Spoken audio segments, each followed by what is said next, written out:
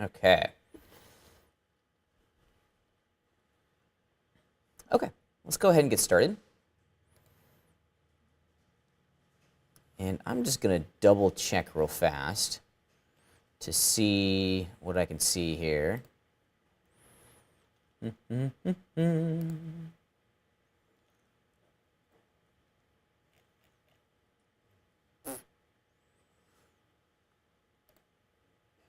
Just want to make sure that my live stream is in fact going. I had an issue last week where it was not. Or you guys were hearing the audio and it looks like we're active. Okay, great. Perfect, perfect, perfect. Okay. Let me just hide Wirecast and then we'll go back to renderography and just take a look at the content that we're going to be exploring this week. All right. So as I mentioned earlier, this week we're going to sit down and explore the art of baking. And before I forget Eli, I had the service guys come down. Did they fix that plug? They said it fixed. They said it's fixed, so you may want to plug in and just see if you can plug your laptop in. Okay, so this week we're going to talk about baking, and specifically the process of extracting geometry detail and texture detail from our 3D models in Modo. Because in every way, there's a gold mine of information that's existing in Modo. If we can access that, if we can leverage that information and extract it into a texture file that we can then use as an aid to our texturing pipeline over in Photoshop, thumbs up for rock and roll. That's exactly what I want to do, okay? Because this is going to sound kind of wrong on a lot of different levels, but I hope that you guys kind of struggled working with Photoshop this last time around, right? Was it difficult-ish to work with Photoshop and get the accuracy that you needed? Little bit. You know, I'm going to change the game to a certain degree, and we're going to start incorporating some new techniques that will ultimately help us work faster in Photoshop, okay? And speed during the texturing phase is actually kind of really important. It's not something that we can't look past. Because if you think about it, you know, I've been watching all the stuff coming out of Titanfall here, which looks amazing. Did anyone get in on the beta for Titanfall? Yeah. Is it good, James? No. If you had to hesitate and think about it, no. Yeah. Either way, it looks amazing. It's a beautiful, beautiful game. The level of details that you're seeing in these online interactive, 3D games is just skyrocketing, right? There is an artist that has to make everything in that game, okay? There's 3D geometry, 3D texture, or 2D textures, and that have to be created for every single art asset. There's not just, one model that our crew is making. They're making thousands upon thousands of individual assets. It can be overwhelming. So the speed in which we go through the texturing stage is actually really important when you think of how the volume of work that needs to be completed. You can't spend 8 hours on one texture, right? You just can't do it. You might have an hour to do the diffuse texture on an object and move on to the rest. So these ideas are really created to allow us to work faster, more efficiently, and to extract some really interesting kind of shading detail through the ambient occlusion map that will yield us a higher quality result in the end, okay? So today's is the introduction to baking. We're going to do a lot of baking over the next 13 weeks or so. Okay, so this is not the conclusion of this conversation. It's just step one. We actually have a number of things that we're going to be extracting from our objects over the next 4 or 5 weeks. This is just phase one of that. Okay, specifically what I'm talking about there are normal maps. We're absolutely going to be discussing the process of extracting normal maps. We're also going to be talking about how to make some other really great texture maps that will give us a really nice high-quality result inside of Unity. Okay? Because we're always striving for that realism. And I'm not going to say photorealism. I'm just going to say realism. Because if you're making a fantasy game, your creative direction of what realism looks like is going to be very, very different than what the photoreal guys are doing in Titanfall or Call of Duty. So we're recreating reality on a fundamental level. These ideas will help you achieve whatever direction your reality is taking you within. Come on in, James, just getting started. All right, so if you go to the GCOM 424 webpage, I've posted this week's content under the title of Baking Textures, Baking Texture Maps. Let's just take a look-see at it real quick. Here it is, dun, da, da, da, looks fantastic. And as you probably would imagine this week, we're going to be working with a crate. That's going to be our large project. More on the details of your homework as we get into it. But most specifically, we're going to be spending our time learning how to bake and extract a number of different elements from Modo. Specifically, we're going to be looking at the creation of ambient occlusion maps, surface ID maps, and alpha passes, okay, or alpha maps. More on that as we go through it. So those are the three things that we're going to put all of our energy into discussing and exploring today, okay? As I mentioned just a brief moment ago, our homework is going to be a crate, but not just one crate. You're going to be making 3 crates. Yes, sir. Okay, I had a question. Are we going to go back and do difference maps and stuff like the occlusion map and all that for the barrel? You're more than welcome to. So we don't have to. Don't have to. Okay, but if we wanted to for a final project to make it all the... Absolutely. I think that I'm never going to say no. I'm never going to pull back on the reins of your creativity. If you want to revisit some of those other past assignments, I think that sun's up for rock and roll. Absolutely. For sure. So you're not going to be making just 1 crate this week. You're going to be making 3 crates this week, okay? Because this whole assignment is not to make you really good at making a crate, right? And making the geometry for a crate. Because how difficult is it to make the geometry of a crate? No, it takes literally 3 mouse clicks to make a crate, okay? This is the easiest model that you will make all semester. The purpose and the whole goal of this is to really get good at the baking pipeline. The more we do it, the more comfortable that we'll feel with inside this pipeline, and the better our skill will be at achieving this result. Okay, so 3 different crates. I've given you some really great examples of what people have done in the past. We want to make sure that what we're crafting here are 3 individual crates that all kind of have the same art style. I've just given you some samples. We'll come back to that later of what these things can look like. As always, our lab assignment is going to give us an opportunity to really go through and practice this whole baking process. So I've given you some more shapes. The Modo block labs continue. I love these little Modo blocks as they turn into fantastic little puzzles as we go through the process of unwrapping them and finding good UV strategies for our texturing pipeline.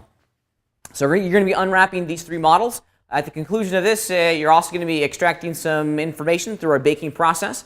And we'll come back to this later and talk much more about the details as we get closer to that moment in time. Yeah?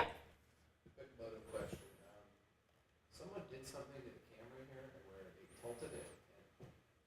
They've done something to the camera, and they've tilted. And it's like on a new axis, basically. Oops. Something just happened. Crap. Yeah, okay. So I'd click on that guy right there, and then just use the standard viewport navigation controls to flip you back over. Right. Trying to do that. I see. Okay. Yeah. Now, if you ever walk into the lab, or if you're ever working here and Modo is just behaving really, really oddly, and you can't figure out what in the world's going on, as a small, subtle little reminder, try this. If your interface is just really whacked out and it's completely different from what you're used to seeing, go into Layouts, and we're in, let me go into Tab, excuse me. Here we go, here's my tab layout, okay? There is a Restore in here, where we can restore a layout. And just from this dialog box, find the layout that you wish to restore. In our case, it's almost always going to be tabbed, and it will return it to its original configuration. If that still doesn't work, here's my kind of go-to guy. And I always do this last. I hit File and then Reset down there at the bottom. This should restore the original configuration file for the entire application. Now, this is a little bit of a landmine in that what's going to happen is that it's going to reset the interface, but it's going to reset all the tools, all the preferences. I mean, it is a factory restore, okay? So this can prove to change Modo in ways that you don't necessarily anticipate, okay? And if that still doesn't work, come find me or one of the people in the design lab. We still have one more thing that we can do to really, really, really push Modo back to its original config. But those are the 2 that I would recommend you look at initially. Okay. All right, so here's my little wine barrel. This is something that we've been looking at for the past couple of weeks, but today we're going to look at this through a slightly different lens, okay? Last week, we struggled with working in Photoshop to a certain degree, gaining the accuracy that we needed for a couple different areas, okay? Let me just open up Photoshop and extract a number of these elements and talk about how we can start, or the problem that's in front of us, okay? I'm very happy I got my Photoshop CC installed over the week. Makes me very, very happy because now I'm on the exact same version that you guys are working with here locally in our lab. Here it comes. And I apologize. I just want to make sure that my stream is going. It looks as though it is. From time to time, I get concerned that it's not actually working. I had a comment on my, there we go. Okay, so it is working. Great. Wonderful. Last week I had one of my classes where they could hear me, but they couldn't see me. The video wasn't being streamed at all, and I'm aware of the issue, and I'm trying to monitor the stream from time to time to get what I want. Okay, let me just open up the Photoshop document for our wine barrel. All right. So this is my completed wine barrel. And I want to illustrate some of the challenges that we have working in Photoshop, specifically getting the accuracy that we need. So this is the finished version of my my wine barrel. And last week, as we were going through the process of exploring how to create all these wonderful, wonderful UV maps and explore the process of combining all of these different photographs into our texture file, one of the issues that we ran into was the problem of certain texture details, like the wood planks for the base of our wine barrel, penetrating into the UV islands of like the top of our wine barrel, right?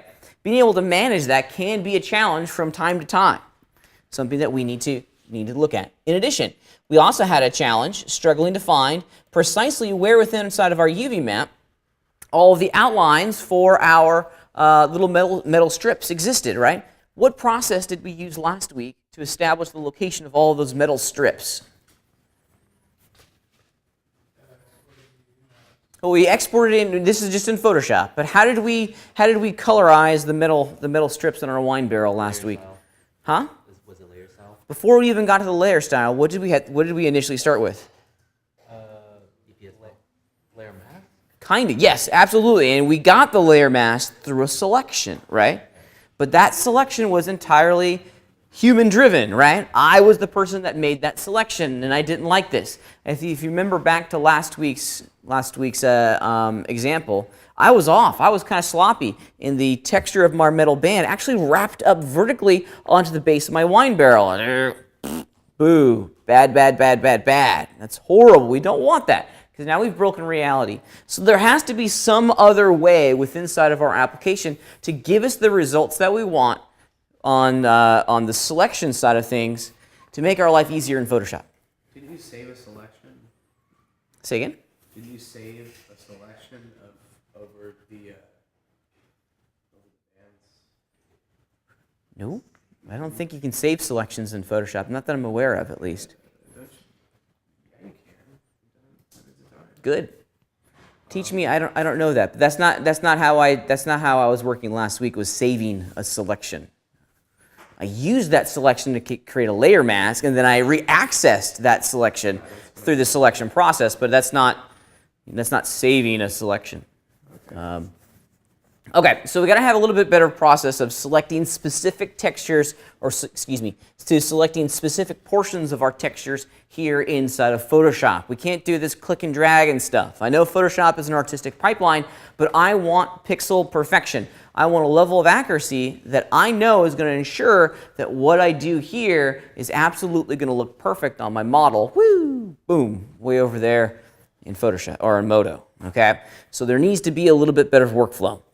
The first thing that we're going to look at is the creation of a surface ID map, which is going to allow us on many different levels to get a selection system inside of Photoshop that makes it easy to work with. And that's the big idea here, is that I need to be kind of like a one-click process on selecting things in Photoshop. Okay. So let's talk about how we can work with this surface ID pass. Let's go back over into Modo and continue to look at this. Okay. So here's my wine barrel. It's already got the UV maps done, rock and roll. If I go into my UV tab, there it is, looking good. Okay. And here is the problem that we ran into last week. Finding inside of my crazy UV island here the locations on a pixel perfection level of all the middle bands, a little bit of a challenge, okay? A little bit of a challenge. This is no go. Boo, we don't like this, okay? I don't want to have to use just my manual dexterity, if you will, in Photoshop to get me the results that I want. This is a computer, by the way. It should be making our lives a little bit easier. So we're going to make a Surface ID pass to help out in that. Okay? So here's what we're going to do, or here's what I want you to start looking at as you go through the texturing phase going forward. I want you to start mentally breaking down your model into a whole series of different materials. Okay? If you look at my little wine barrel here, really it's broken out into maybe 3 or 4 separate materials that need to be controlled independently over in Photoshop. Of course, we're going to have the wood base, that's one material. We're going to have the metal bands, that's the second material that we need to craft inside of Photoshop. Okay? And then we have the little bolts, there's the third area that we need to focus specifically on over in Photoshop. And then maybe the fourth, if you wanted to, you certainly could go in and use your selection system, or excuse me, to use your Surface ID system to help you very quickly and accurately select, like the tops of these little things over in here. That'd be a detail that we certainly want to preserve, because the ends of all these little boards, if you will, need to have some sort of end grain pattern to sustain the reality that we're trying to create, right? So 3 or 4, depending on how crazy you want to get with this. I'm going to keep it pretty simple. And I'm just going to do, I don't know, just 3. Okay, so once you've mentally have figured out how you're going to break down your model into a whole series of separate materials, or separate images, if you will, over in Photoshop, you need in Modo to group those together with a material assignment. Okay, so I've selected all the UV islands for my bolts. Okay, you don't have to select the UVs. You can just select the polygons too. Just select the geometry for your bolt, or in my case, for my bolts. And then I want to hit M. I want to hit M to create a new material. And as you would imagine, this is just going to be, I'm just going to call it bolts. You don't necessarily have to give it a real name. Often I've just done numbers. Okay, the computer's going to take over and colorize these bolts independently and separately. Okay, so names don't matter in this process. We're just trying to get the computer to separate these parts visually from the rest. So let's just do bolts to make it easier. And I'm going to hide those chunks. And now I think what I'm going to do, just to make my selection engine a little bit easier, I'm going to select all the polygons that make up the metal bands. I'll assign them their own. Let's loop it and shift up arrow a couple times to expand my selection. Boom, boom, boom. There it is. Now I've selected just the polygons that are responsible for creating the illusion of the metal bands. And I'm going to assign them. Let's just do metal bands, their own material. Awesome. Then I'll hide it. And then what I'm left with are purely just the polygons that represent the base, the wooden base, rock and roll. Okay. And then we'll add another material. I'll call this wood base. All right. Let's unhide the rest of our model and start exploring what we just did. If we examine the contents of our shader tree, check it out. We now have 3 material groups. One's called bolts, another metal bands, and of course the third called wood base. We've broken out our models into separate materials. Now, have I changed the diffuse color value for any of these polygons associated with these materials?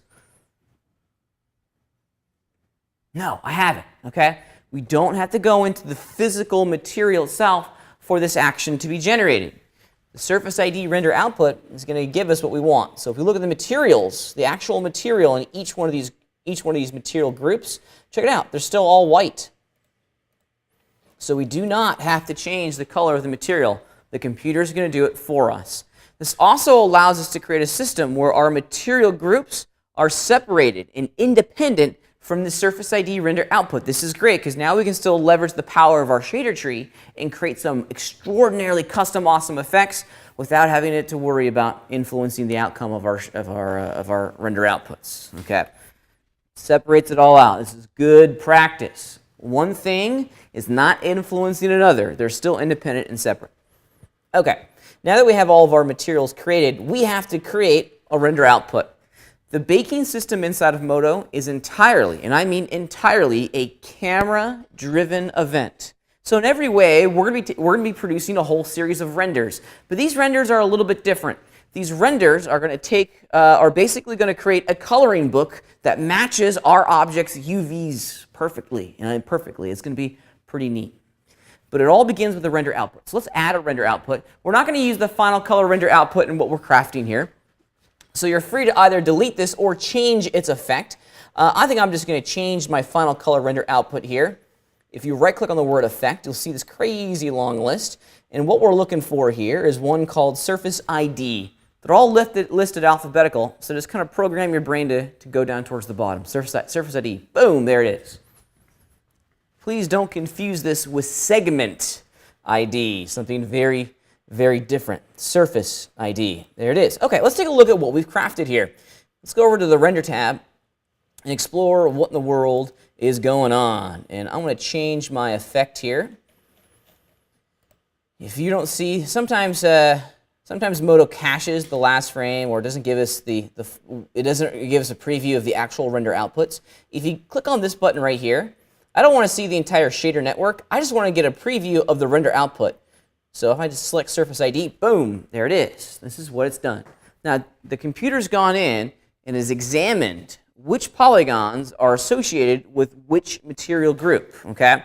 And it's assigning those polygons a random color, okay? And it's assigning all of the polygons associated with that material group the same random color. And you can see how it's separated out my object here. All the polys that are associated with the metals are green, the bolts are yellow, and the base is red. Did I choose these colors? No, I didn't choose these colors. This is entirely computer-driven, and that's okay. We want it to be computer-driven because now we have a single unified color that we can leverage over in Photoshop as the foundation for a selection. This is great. Okay, let's check it out. Let me show you how we're going to be working with these render outputs.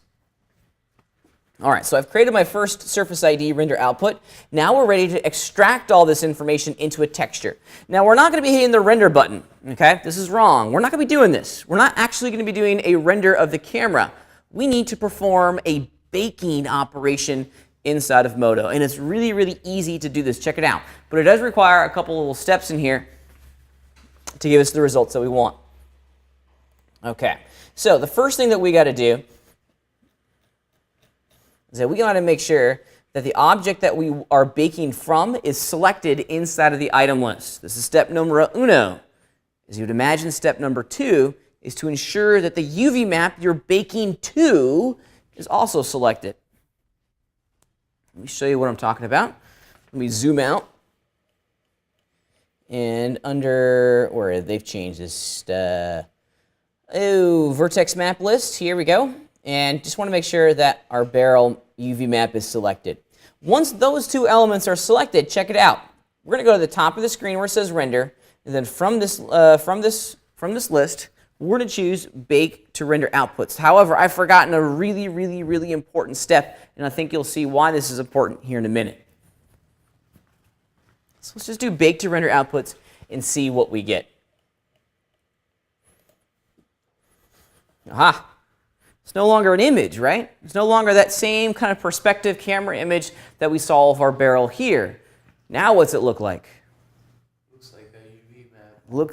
You got it. It's the exact same information that was captured in the regular render camera, but it's been baked into the UV location.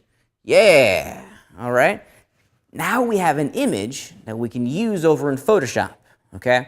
We've extracted specific color information from Modo that can be easily integrated into our texturing pipeline over in Photoshop. Based on these colors, we know precisely, and I mean precisely down to a pixel level, where the location of all of my metal bands are. I know precisely inside the UV layout where all my bolts are, where all the wood base elements are. I know visually now all the landmarks that are in this model file. I love colors. Yeah, exactly. And it's not really an export function. We're just going to save it. We're just going to save it. Now, we're not using it instead of our UV map. We're using it in addition to our UV map. So this is not a replacement of exporting our UVs. This is supplementing that entire process.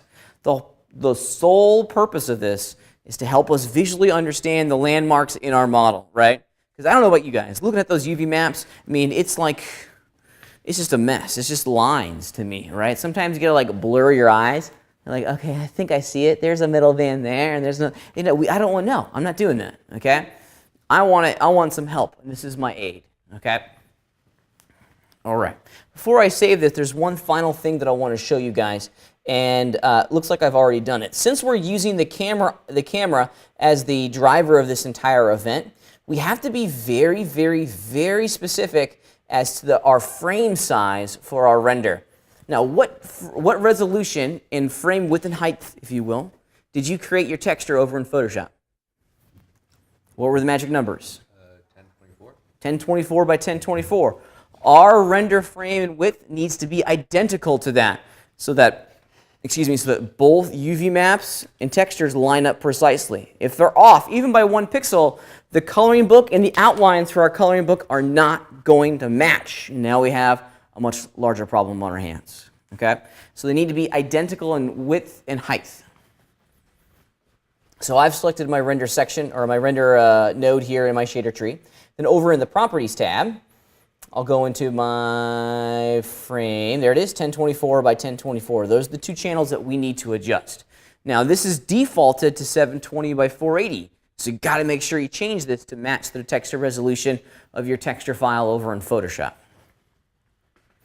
All right. So let's just do it one more time. Help me out here. How do I bake out my Surface ID render output? Where am I going inside my scene? How do I bake it? Render tab. Render at the top of the screen, right? The render pull-down menu. And FYI, I just saw Quinn doing this, and I'm not. You're not doing anything wrong. The composition of your camera doesn't matter, so it doesn't need to be like framed perfectly. Yeah, it does not matter one bit. Okay. So we're going to go to the render pull-down menu, and then what? Which of these options am I going to choose? Bake to render outputs, okay? Now, notice that there's actually a couple different baking options inside of Modo. We're going to come back and explore each one of these over the next 4 weeks or so. But for today, bake to render outputs. That's all I want you guys to explore. Bake to render outputs, the first option in that section of this menu. Bake to render outputs, so fire open your render window, and then boom, there it goes. It's pretty quick. All right, pretty quick. Okay, now let's save this image. I'm going to save it as a PNG. I'm just going to put it right on my desktop, and I'm going to call this barrel Sir ID. There we go. And I love the PNG file format, so that's the one I'm going to use. Now let's go incorporate this over into what we're doing here in Photoshop.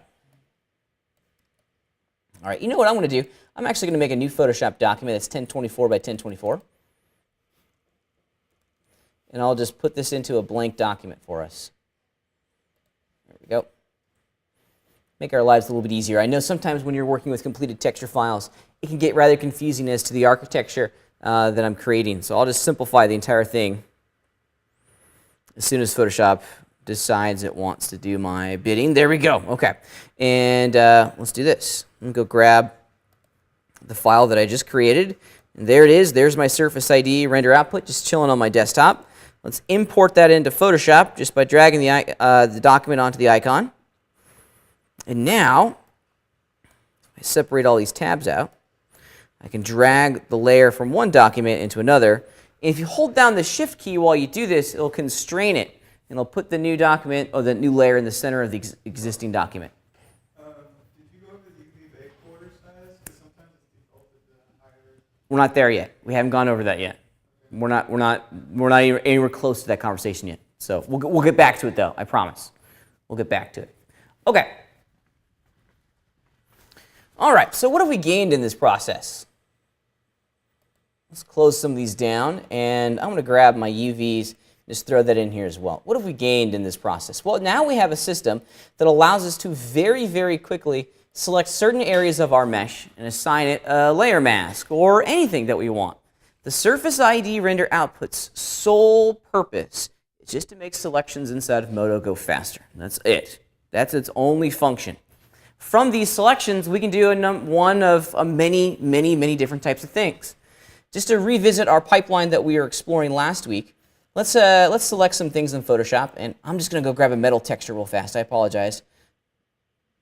I'm just going to go grab probably the exact same metal thing that I used last week.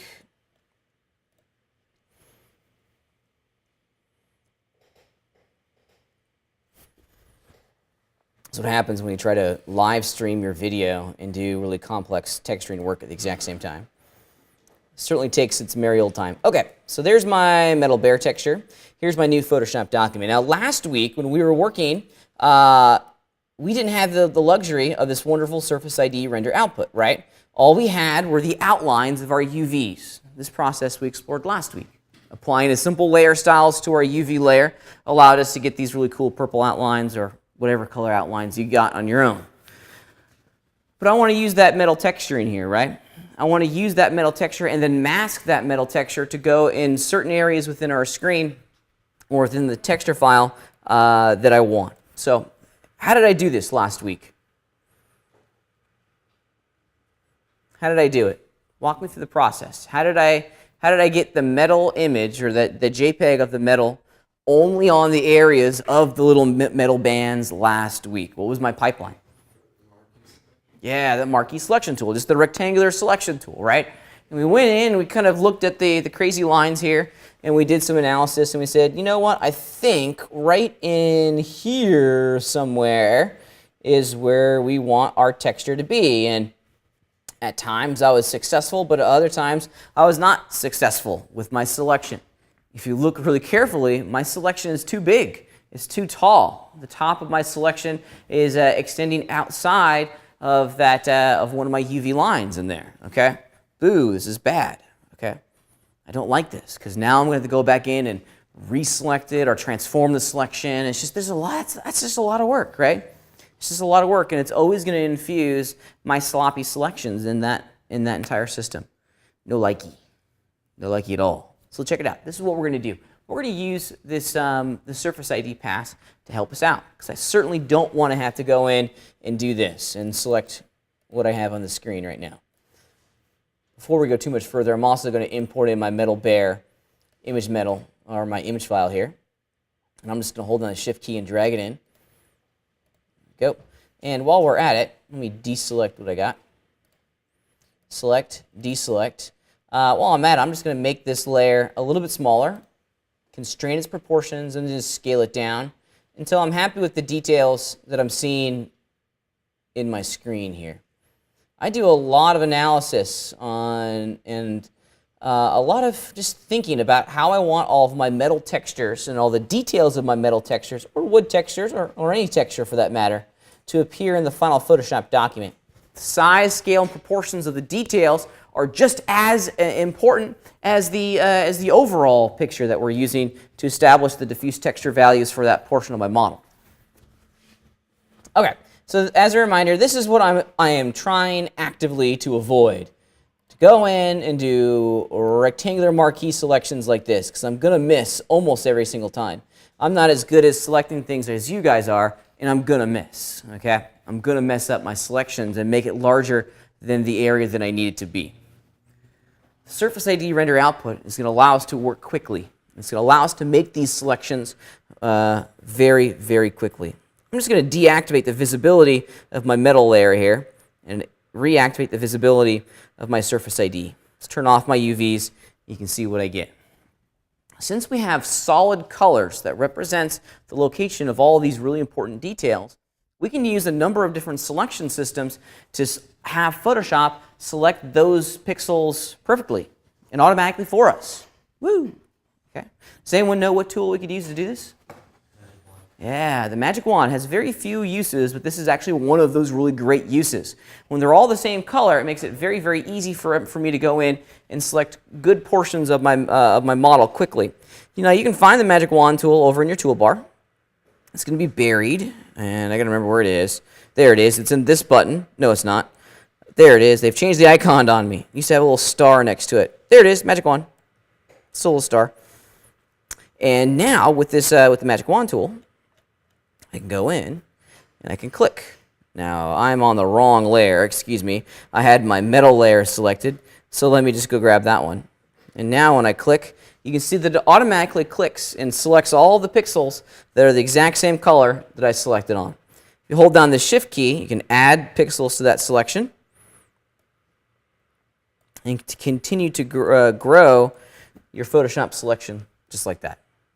Just that easy. I love it. Love it, love it, love it. Now, if you're not getting the accuracy that you need, you can absolutely continue to change some of these settings up in here. Like, for example, one of the settings that we have is contiguous. So if you select those, you'll get a slightly different result. Yeah. You can also sample all layers, which I don't necessarily suggest that you do, but you certainly could do it. Okay. Increasing and decreasing the tolerance will allow you to select a much larger range of colors within inside your selection. For example, if I increase my tolerance, I'm getting a little bit more of the entire area. And I think that's working pretty well for me. You can also just very quickly click on those to get the result that you want. Hold down Shift, maybe grab that row. On my way. Hold down Shift, maybe grab that row just to get the perfection. And I don't know about you guys, but this is a whole lot better than using that marquee selection tool, right? Whole lot better. Now that we have our selection, what can I do with it?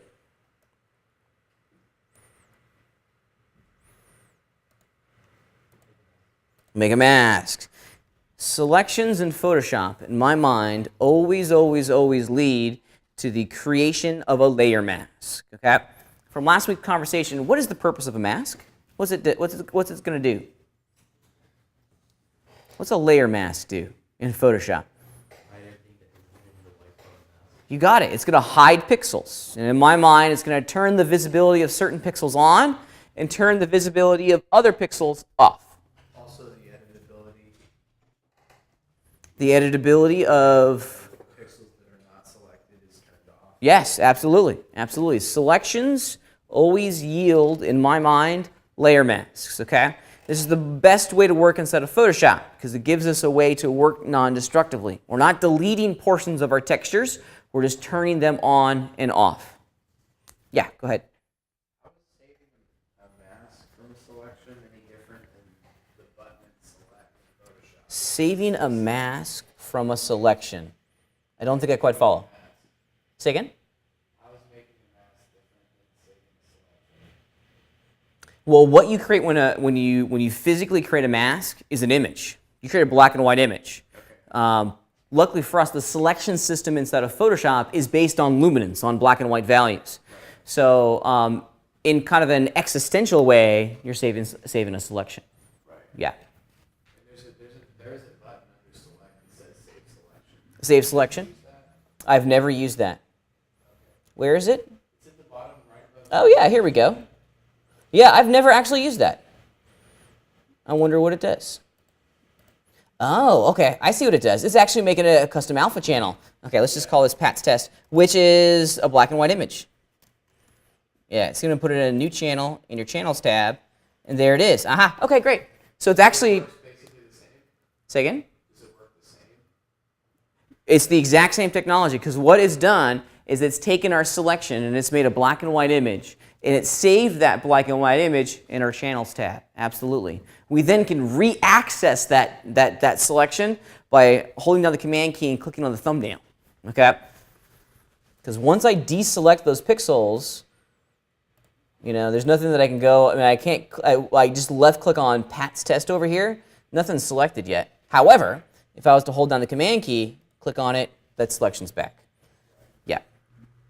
This is the exact same thing as making a layer mask. Is we're just preserving the information in a slightly different area. Instead of preserving the info in our channels tab, we're going to preserve it in our layers tab. Okay, let me go back to my RGB. Okay, and now that I got my selection going, I'm going to go to the layer that includes all the pixel information for my metal. With that selection, let me turn it back on. I can apply a layer mask, right? Now help me out.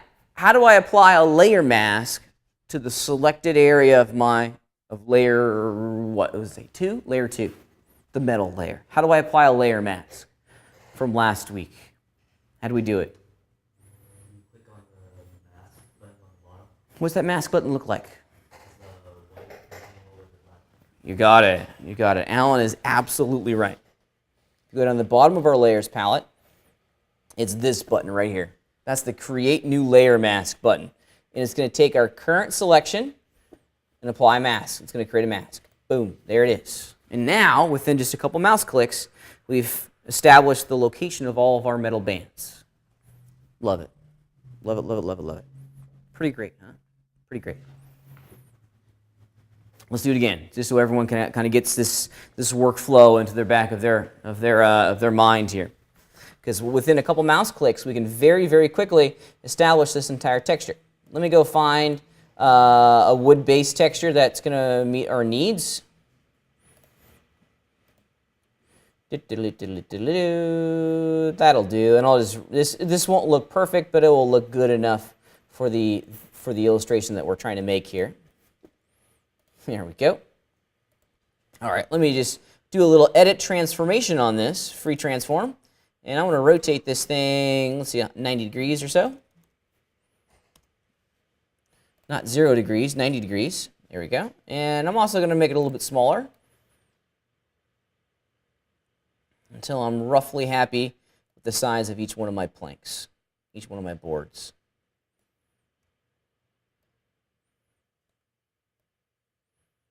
Yeah, maybe something like that. I'm happy with that. Lovely. Okay, now with the Move tool, I can hold down the Option key and Shift and just make some copies of this.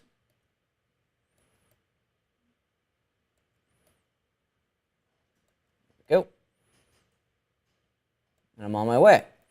Drag my metal bands on top of the entire thing, and voila, we have a pretty convincing base texture for our wine barrel established just within maybe 5 minutes. Not even 5 minutes worth of work. It's very, very fast. One thing, however, let's take this to the next level, if you will.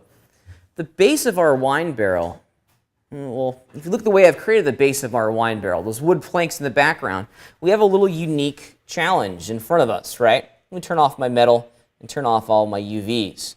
Let's pretend that I was a little bit sloppy in this, and I initially placed all of my wood planks a little too high within the Photoshop document. And you can see that the top row of my wooden planks is penetrating. It's invading into the UV island of the top and bottom of my wine barrel, right? This is bad. We're allowed to color outside the lines as long as it doesn't go into another UV island, right? Because as is, what would happen? What would happen as is? You're right. We'd see the tops of those wooden planks on the top of our barrel. We don't want that, right? We want them to be separated out. So let me show you another great application of the Surface ID. It's only going to yield us selections. That's really the whole purpose of Surface ID, is to yield us selections. So let's do this. Maybe what we can do is that we can take all of the layers that are responsible for generating the wood base and group them together. Because there's a lot of them. I got 5 of them there. I don't want to apply 5 different layer masks. It'd be great if I could apply 1 layer mask and have it influence everything that's associated with it. Does anyone know how to do that? You could merge, but I don't like the word merge in Photoshop, right? Why? Why don't I merge things in Photoshop? Yeah, go ahead. It's too easy to merge the wrong things. It's very easy to merge the wrong thing. Yep. You got it. What if I needed to make a change to one of those boards, right? It now becomes very, very difficult to change one of those layers when we flatten them. Here's Pat's Photoshop advice of the day. Never flatten anything. Always give yourself the opportunity to reverse engineer and problem solve at a later date, okay? You give yourself the most flexibility when you keep all of your layers. Don't merge down. I never, never, never merge down. Keep them all. But we want to stay organized too. I don't want to have, a dozen different layers sitting there in my layers palette. I want to group them. Eli, hit me. You can change them together, right? You can change them together, but now we still have a huge hierarchy here. You can either click the folder icon or then You got it. Let's just make a folder. I'm all about keeping things simple. Down at the bottom of our layers palette, we have an option here to create a folder. This guy. We create a folder. Let's do it. Let's just give it a good name. I'm going to double click on it and call these planks. I love it. Now I can just take all the layers that are responsible for creating the wood planks on my wine barrel and just drag and drop them into that folder. And now I can collapse that entire hierarchy and kind of reduce the visual noise inside of my layers palette, right? Organizing things. Now these folders, these groups, if you will, are a little bit cooler than they look on the surface, right? Because folders are a great way to organize things, you know, visually, but they're also elements that can be affected inside of Photoshop. This is kind of the cool thing about Photoshop. Everything I mean, is influenced by selections, even groups. Check it out. I'm going to select all the red parts of my surface, of my Surface ID pass. Let's just turn all this off. Grab my Magic Wand tool once again. Go to my Surface ID, and I'm just going to start making some selections. Okay, now this is going to be not the best selection in the world because I'm going to do it real fast.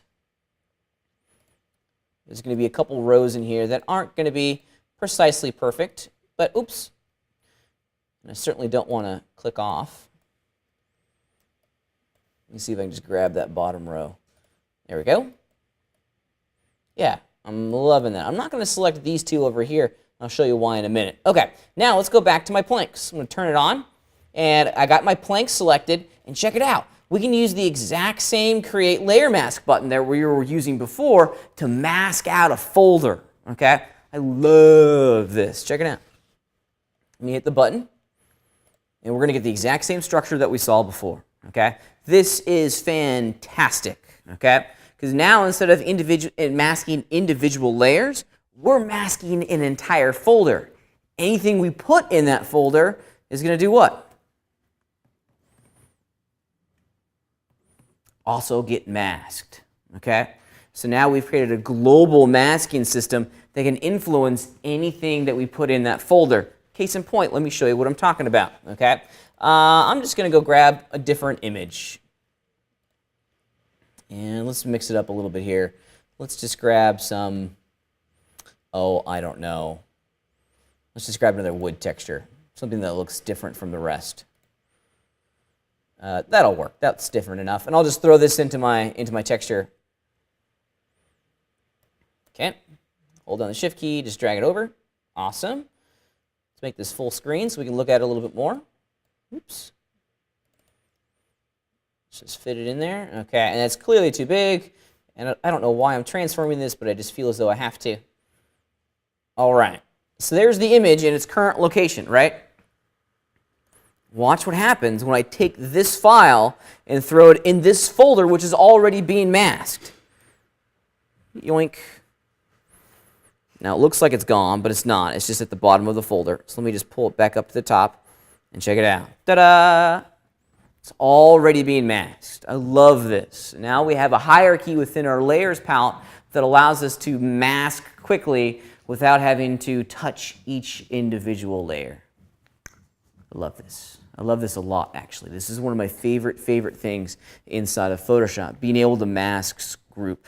Because now we can have incredibly dense, and I mean incredibly dense and detailed layers, layers palette, without having to worry about, okay, what's this mask doing? Is it influencing that one? No, but now we know, okay? And it's simple, it's easy, it's a global masking system. It's great. Make sense? Make sense? Okay, rock and roll. Let's keep cruising. Now I'm going to get rid of that layer because it looks, well, stupid. And let's turn on our middle bands, and life is good. Now these little white lines that are popping in between here, that's my problem. I didn't do a very good job of selecting some of those red pixels. Okay, there are some additional red pixels in that Surface ID that did not get selected. Let me show you what I'm talking about. Let's turn off my metal bands. If you look, or actually it looks like the problem's coming from the green, but that's an easy thing for us to resolve. Okay. How could I fix that? Looks like I got like one row in the green that I didn't select and maybe one or two rows on the red that I didn't select. Alan, give me some options. Paint white on the layer mask to reveal some. Yeah, absolutely. Absolutely. We can paint some white on a layer mask to expose the metal bands, or in our case, it looks like I have to expose the metal bands one row up on that top metal band. Let's just do that real fast. I'm going to go to the layer that's responsible for the edit that I'm wishing to make. And I need to, before I go any further, I need to make sure that I have selected and I am manipulating my layer mask, right? How do I know that I'm selecting and working with my layer mask? Yeah. That white square. Yeah, the corners, the little white corners. Currently, they're chilling on the image. I want it to be working on the mask. I want to select it, and you can see the white outlines change their location. Now I can go in and make some small changes. FYI, that looks like just a 1 pixel bridge there that I need to fix. Hidden in your marquee selection tool. A lot of folks forget this. There's a number of tools, one of which is a single row marquee selection. I like this. I use this a lot, especially in situations like this where I can just select a single row and then I'm just going to fill it with white. Let's just fill it with white. Boom. Mission accomplished. And I can do the exact same thing for my planks. Let's just go to that layer, and I'm going to grab that one, hold down Shift, Shift, Shift, and most of it's the problem of the wood selection thing. There we go. Edit, fill. I'm just going to use white. Love it. Mission accomplished. Yes, sir. If you disable anti-aliasing during render, would you still get those fuzzy borders between the colors? I don't know. Give it a shot. See what you get. It's on the interior of a UV island, so maybe. But give it a go. See what you get. Now, a lot of that little fuzzies between the borders, there's a couple things that are influencing that. Specifically, the size of the image that we're making. 1024 by 1024 is relatively small. It's not that big. So we're getting some image degradation at the render itself. But explore turning off your anti-aliasing. That may give you a better result. Let me know what you get, Alan, okay? All right.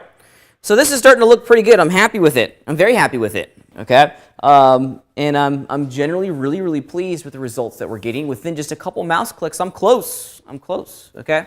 If this was a real-time process, I think I have spent probably 3 minutes of production time getting to this point, okay? But what are we going to do about the bolts and the top of our wine barrel? Let's do the bolts. Little victories. I'm all about little victories. Let's do the easy things first, and then we'll tackle the more difficult ones, okay? Bolts. How are we going to approach texturing the bolts?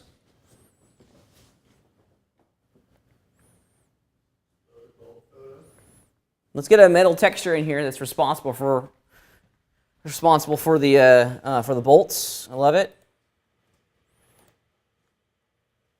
FYI, I know some people stumble upon this. There's a place in here, place linked and place embedded. I am not fans of this, but let's see. You know, maybe they've changed it in CC. Place embedded is going to go take any folder, any photograph, and it's going to place it in there.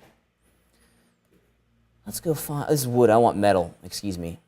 I can't read this afternoon. How do you spell metal? Starts with an M. There it is. And sure, that's cool. That's not exactly what I would use, nor is that one what I would use in this particular situation. Just want a good, kind of clean metal texture. Just way too much noise in all of these. Way too much noise. Whenever you're texturing really small things, you don't want to put a texture on there that has a lot of detail because it's going to muddy up the entire design, especially on smaller objects. It'll look good in Photoshop, but it will look horrible, and I mean horrible when mapped to your object over in Modo. So I think I'm just going to do something really simple like that. There we go. It's just got to give the illusion that it's metal. There we go. That's a good one. Okay, so this is place. Now, here's my big problem, and this is why I don't like place, especially place in embedded. Is it coming in at its full size? No, the image is actually much larger than my opened Photoshop document. It scaled it down within inside of Photoshop to fit within inside of my document. I no likey that, okay? I no likey that. Let me show you what I'm talking about. I'm going to cancel this, and this time I'm just going to do File Open. And I'm going to try to go open the exact same thing, which was one of these. I'll see if I can get the exact same one. I believe it was one of these metal bears, that one. Yeah, look at the image size. It's 1220 by 1168. So it is, in fact, bigger than the Photoshop document that I was just opening it within. So that's why I don't like place. If anyone stumbles upon a Photoshop preference that will place our photographs at their 100% size, tell me, because that would save me a couple clicks. All right. So here's the layer that's going to be responsible for driving my metal bolt. So mission accomplished. That's ready to go. What's the next thing? How are we going to mask out that layer to only influence the pixels that are responsible for shading the metal bolts? Magic wand, right? Got to make sure that my Surface ID layer is selected. Go grab the magic wand tool. And I'm just going to clicky on the yellow pixels. It's just that easy. I love it. And, one other thing. If you're noticing that your pixels are maybe like one pixel too small, you can expand and contract your selection by any range of pixel values. So I might want to just make my, my little selection there like 1 pixel larger in all directions, just to ensure that I'm getting everything. So I can go select, and I can modify it, and I want to expand it by 1 pixel. Boom, slightly bigger now. And now I can just use that as the driver for a layer mask. Oops, hit the wrong one, sorry. Boom, done. Just that easy. Just that easy. Super, super quick. I'm going to do the exact same thing for the tops and bottoms of my guy, of my wine barrel. And this time, I'm not going to use it on a particular layer. I'm going to do it on a group. So I've created my group. I've masked it out. Let's just call this top and bottom. And I'm on my way. Great way of working. It really, really is. And now, any image that I put inside of this folder is automatically going to be masked out with the, by the group mask opposed to the layer mask. Just go grab another texture here. That's the exact same one I was using. Just as, we'll do this one. This is going to look stupid, but that's okay. It's such a contrasting color and shape that it will prove the point. Okay, let's put it into my group. Oh, looks like it was already there, and I'm on my way. Let me make it smaller. I love this. Just being able to do this type of art direction on the fly is absolutely fantastic. I don't have to worry about making things look perfect. I can just see exactly how this image is being mapped onto my guy. I want to duplicate that layer and move it across so that it's now in the lines of my bottom. Pretty cool, huh? Pretty cool. I'm liking this. This is looking really good. Let me turn on all of my layers, and life is good inside of Pat's wine barrel world. Okay. If this is real world production time, I think I'm now at like the 6 or 7 minute mark. This goes really fast, okay? And that's the whole idea, is to get the base textures for your model created as fast as you can, because you don't want to be spending your production time on just the base texture, right? Just the overall look of it. You want to be spending your production time on the details. You want to be spending all of your time on custom weathering. That's what you want to do. Making your little wine barrel or your crates really shine and pop and be different from one another. Okay? Questions on how to work with the Surface ID Pass so far? Yeah. I was not paying attention when you said how to make that originally. The Surface ID Pass? Yeah. Okay, let's go back over into Moto and see how we can extract that info and get that Surface ID Pass. Okay, so this is what we're trying to get. This is the outcome. And everything begins and ends with a selection here in Photoshop, or Moto, excuse me. So what I did is that I very carefully went through and I selected the parts of my model that I want to be a different kind of visual appearance in Moto, okay? So like for the bolts, I want the bolts to be metal, I want the base to be wood, I want the metal bands to have their own unique, separate little look. So I'm going to use the selection here in Moto to drive that operation. So I'm going to select my polygons for my bolts, and I'm going to hit the M key to assign it a custom material. Now I did that for all three, and what I get are 3 material groups: wood base, metal bands, and then bolts, okay? These can be named anything. Doesn't make a difference. Because what, and I didn't change the color of the material that's associated with this group. Well, really what we're after is that material group. If you look at the material itself, I didn't change this. I didn't change this at all. These are the default settings. It's still white. No problema. Okay? Because the surface ID render output is really where the magic happens. Now, on every default Modo scene, you're going to get two render outputs. One's called final color, and one's called alpha. We're going to come back to that alpha here in a minute. How do I change my render outputs? How do I change the effect of my render output? Because originally it's going to say final color. I want it to say surface ID in there. How do I change it? You got it. Let's right-click on it real fast, and you're going to get a crazy long list. And what we're going for is surface ID. It's listed alphabetical. I'm in the shader tree. Yeah. Then I'm right here. These are our render outputs. Render outputs, or how would you describe a render output to someone who's never touched Modo before?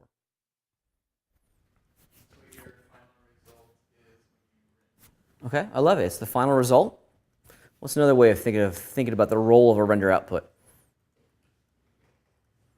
Here's how I think of it. A render output represents a physical image that Modo is going to create. That's why they've given us a little kind of picture of a Mona Lisa as the icon for a render output. This represents an image. Okay, we can have as many render outputs as we want. But this is the output. This is the product of our entire scene. This is what we're tangibly going to manipulate at the next step. To change it, just right-click, Surface ID, down at the bottom of the list. Surface ID. And if you look very carefully, I mean, there are a lot of things that we can render out of Modo. A lot of things. Some of these we'll be talking a lot about. Some of these, I don't even know their role and function. I mean, there's some really weird things in here. That I just don't know its function. Let me see if I can find one. Okay, there's a lot of these that I know what they're supposed to be designed for, but they're pretty intense. Okay, they're pretty intense. Like shaded AA samples. Some of them are really tech oriented for very, very specific results. Some of these are just for us to generate an evaluation. But we're going to be doing surface ID. The next one that we're going to explore is ambient occlusion. And before we go away from surface ID, let's run into our render tab real fast and see what we're going to get. Modo, almost by default, is always going to give us a preview of the entire shading network. Well, we don't want to see the entire shader tree. We want to preview just the surface ID render output. So if we click on this little middle button here inside my preview window, I can change it to surface ID. And now, there it is. There's my rainbow guy. Okay. So we've set up our scene. How do we bake it? How do we get this stuff out? How do we bake? Render tab, top of the screen. Or more specifically, the render pull-down menu at the top of the screen. This guy, render. Bake to render outputs, the first one in this group. And it's going to take the selected item and its corresponding UV map and bake all that lovely surface ID input to pixels on our texture. I love it. Make sure you save this out. Make sure you save this out as a PNG, TIFF, or Targa. Either of those three are the formats that I support. I like PNG the best. Very small file size, open source file format. It's great. Supports transparency. It's good file format. I like it a lot. Okay, other questions on this baking thing? Everyone good? Kind of getting the understanding of it? Yeah. Okay, so I've got the material groups. What do I do next? Okay. Did you make the render output? Or did you change the render output? No. No. I got to change the render outputs. Okay. See where it says, no, that's the material. Keep cruising. Yeah, there you go. Right click on that.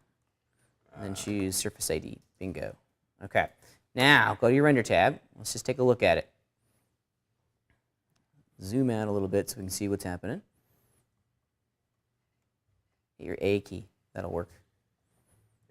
Okay. Now, how do we preview your Surface ID render output?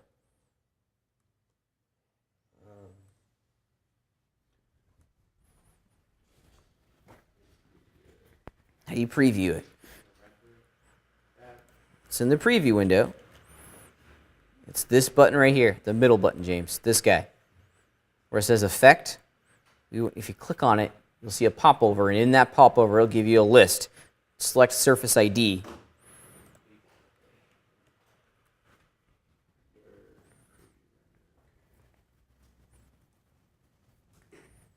Ta-da! Mission accomplished. There it is. It's done its job. How do you make it flat? So how do you bake it? Okay, so Yeah, then you bake it.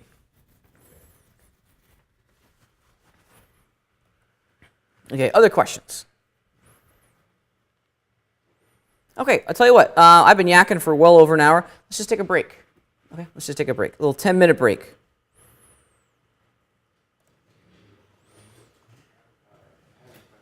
Yeah.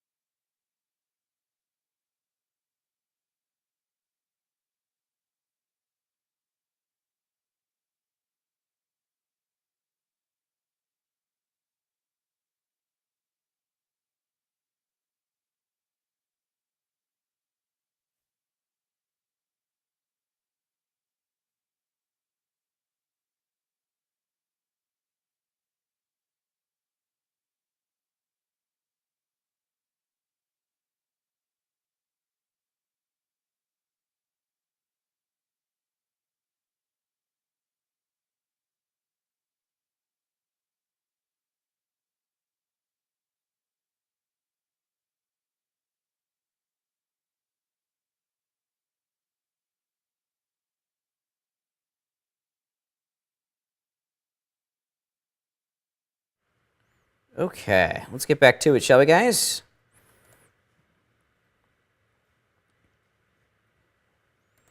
Okay, so the next thing that I want to talk about is is ambient occlusion. Now, if you look at my base texture here in Photoshop, it's, well, basic, right? It's really basic. We don't have any sort of weathering detail in here that reminds us that this object exists in a reality that we know and love, okay? I want dirt, I want grime, I want something in there that allows us to understand that this object has existed in an environment, okay? Now, we're going to go over how to start painting that weathering effect in over I think next week is when we start talking about brushes in a big way. But I want to spend some time talking about ambient occlusion, because ambient occlusion allows us to very quickly generate some really nice indications of dirt and grime and texture detail for free. I love this, okay? Check this out. It's really kind of a neat system. Inside of Modo, the ambient occlusion system is going to reference the global illumination system inside of our scene. Check it out. So it all begins and ends with a render output in Modo. Okay, let's go ahead and do it real fast. Now I'm going to keep in my shader tree down here, I'm going to keep the existing render output. I'm not going to delete surface ID. I always want to keep all my original things, even in the shader tree, just in case I need to go and rebake a surface ID later. It's okay though. We can have multiple render outputs in our scene. We can still manage that. Toggling the visibility of that item is going to disable it from being rendered inside of the render window. So rock and roll. We're still in the driver's seat here. We can have as many of these as we want. How do we add a render output into our scene? Add layer. You got it. Add layer. Now, which of these crazy folders are we going to go into to get what we want? Where is it? Does anyone know?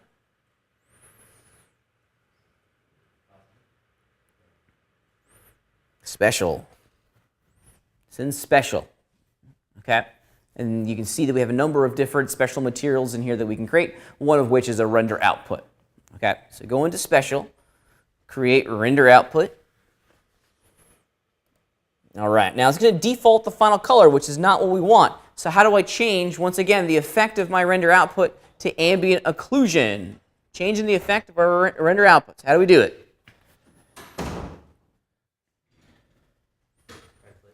On the effect column. Yeah, absolutely.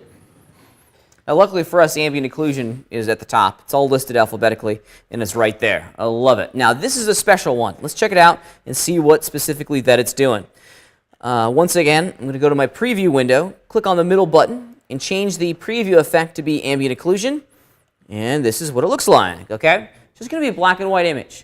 Now we're referencing the global illumination system inside of Modo, and what we're doing here is that we're collecting kind of rays, global illumination rays across the surface of our geometry, okay? And the illusion that we're getting is this subtle little thing of dirt and grime and, you know, dirt accumulation. We like this. If you look specifically at this along the surface of my object, you can see where all these light rays are pooling, and we're getting some really nice shadows in here, and I love it. Yeah.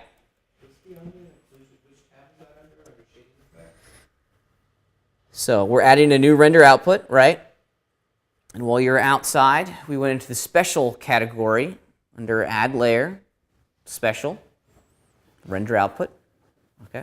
And then once you added that second render output, we're just changing its effect. We just change this effect from final color to ambient occlusion.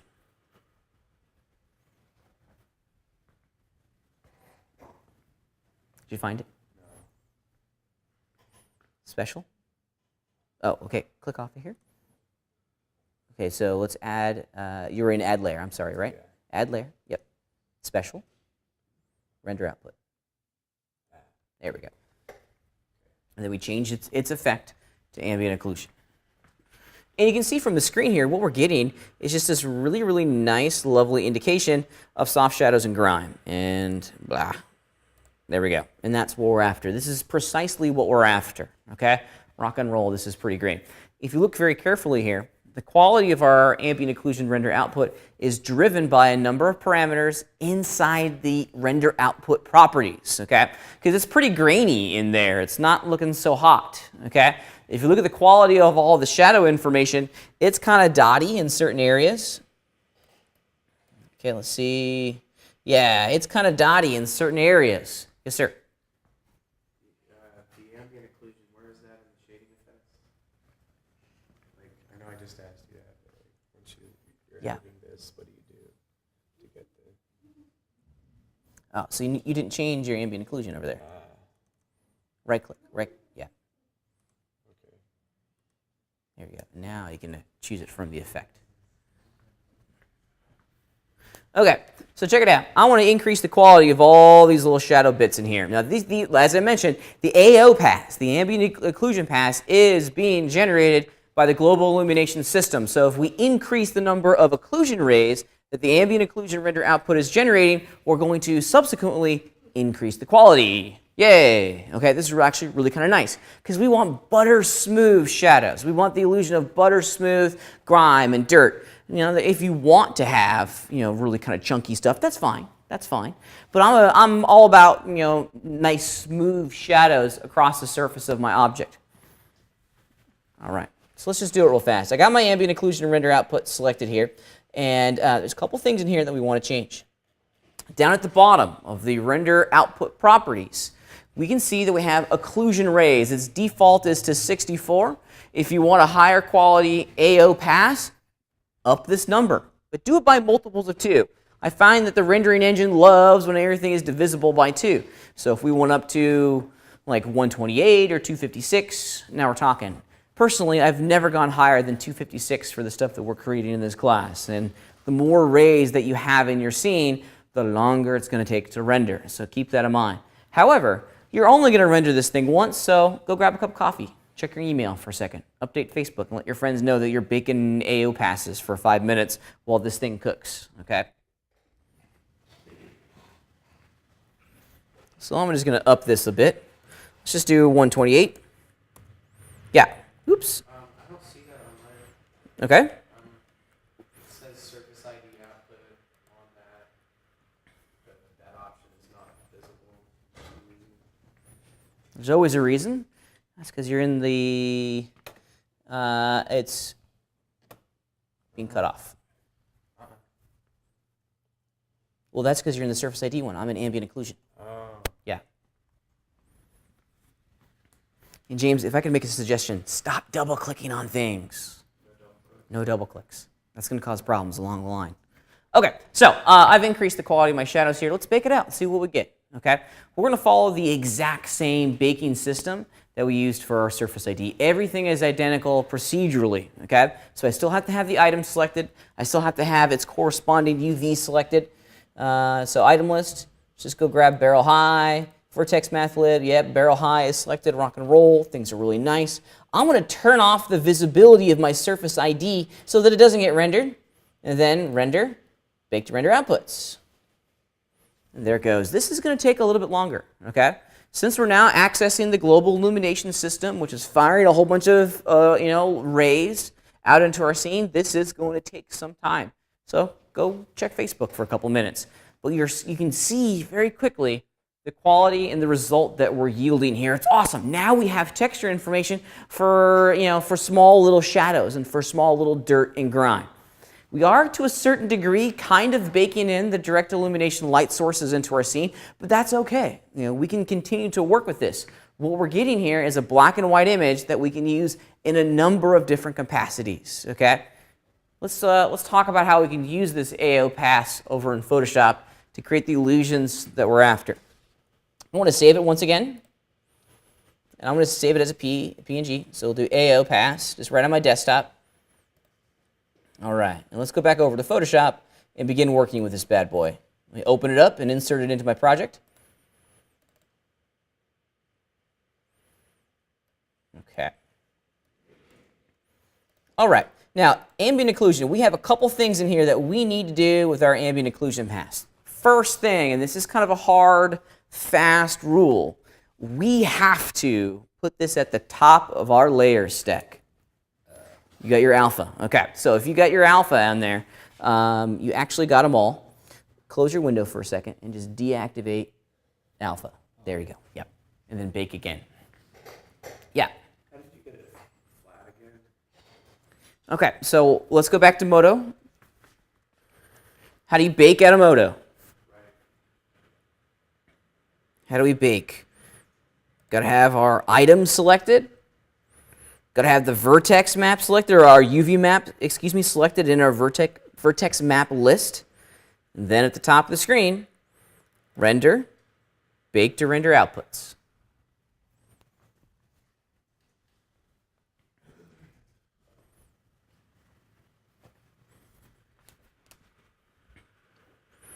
Okay, let's go back over into Photoshop and continue to explore how we can use our ambient occlusion paths. Because it looks great, but its application is just as important.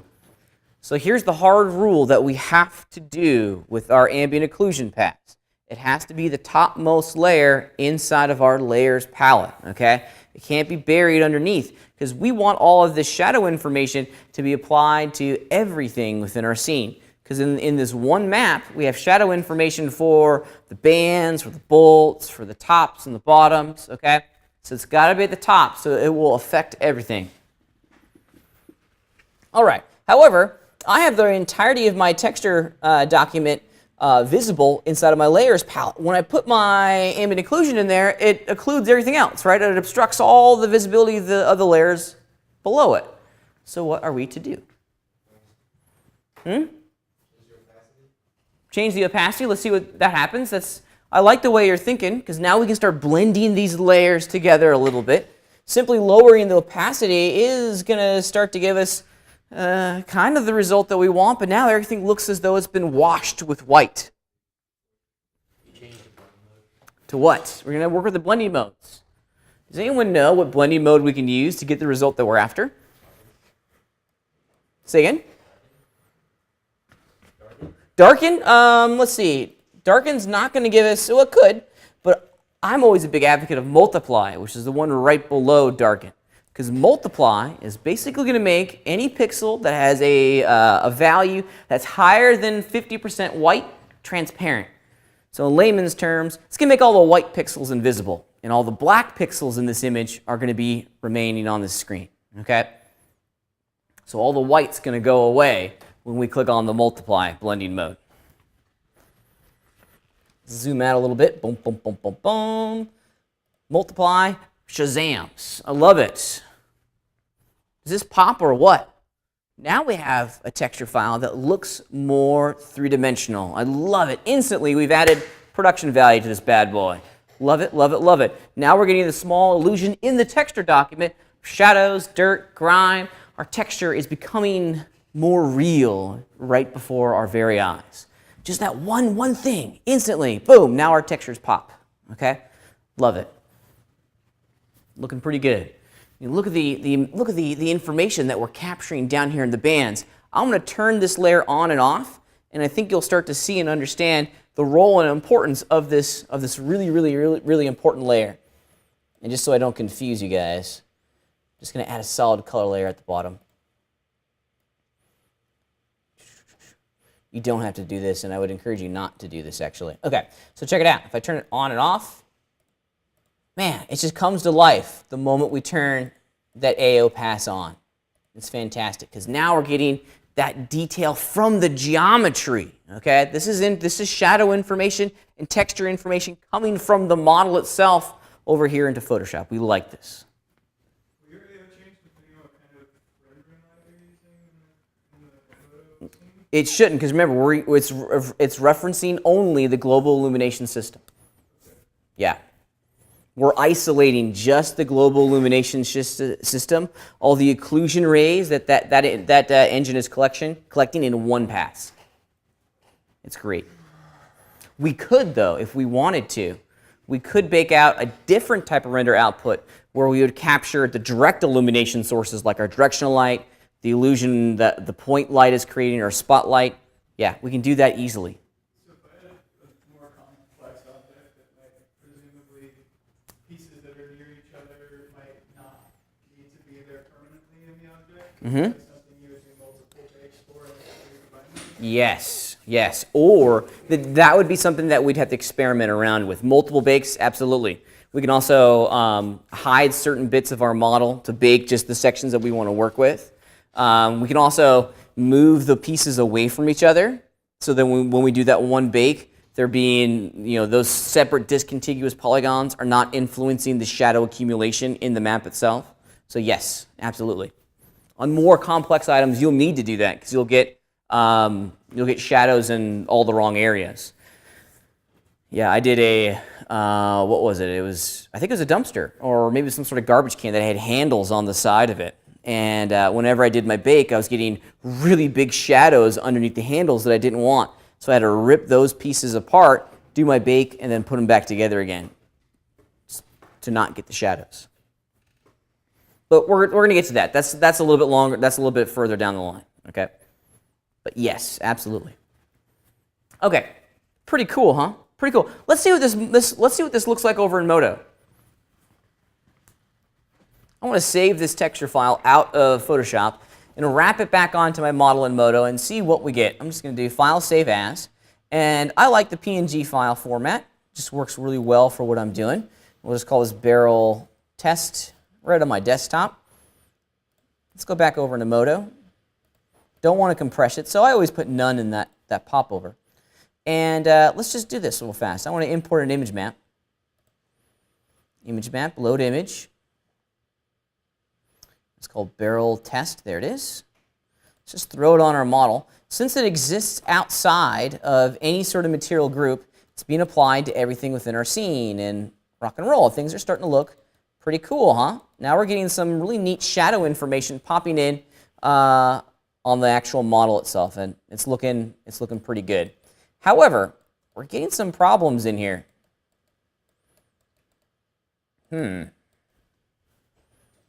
What's the issue?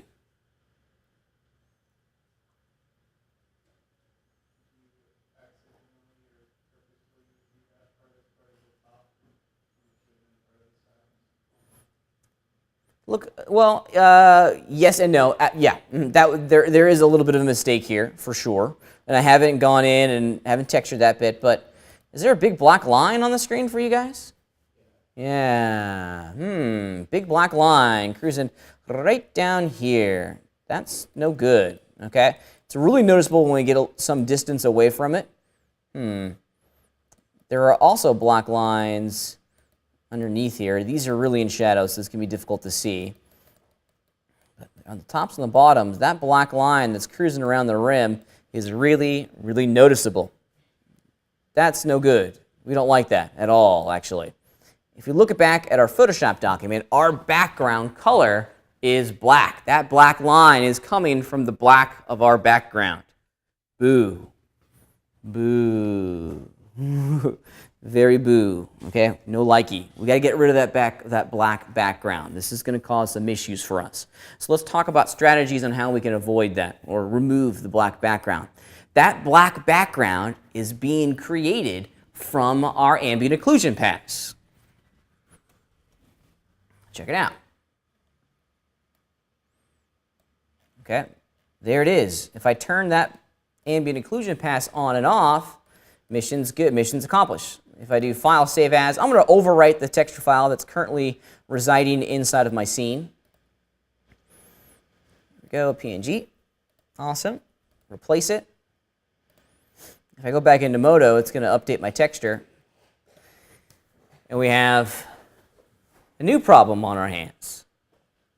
The black is gone, but it's been replaced with what? White. Okay, we have a hole. We have an opening. Okay, this is bad. Holes and openings are bad. Sometimes they're only going to be, well, now we can see it much more prevalently up here at the top. Okay, we have an issue on our hands. We have a big issue on our hands. This is something that we need to zero in on and fix as fast as we can. Now we're using some really great masks over in Photoshop to establish the boundaries, if you will, of all of our sections of our Photoshop document. They are 1 pixel too small. By 1 pixel, we're off. We have a seam here.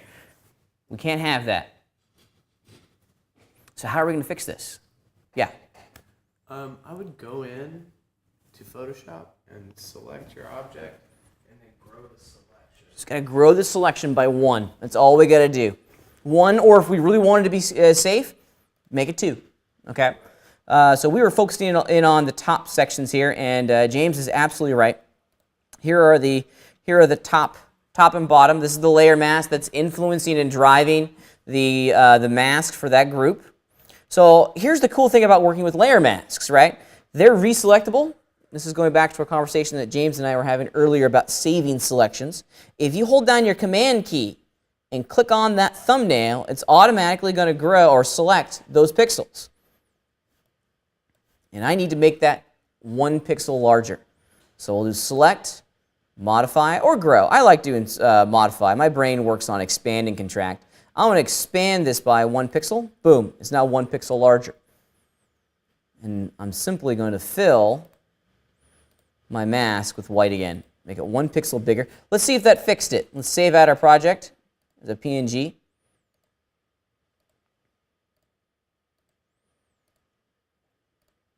Go back into Modo, reload the texture, and it kind of fixed it, but we've got to do it for the wood barrel ones as well. It is better. Let's go back and do the exact same thing for the wood barrel group, the planks, excuse me.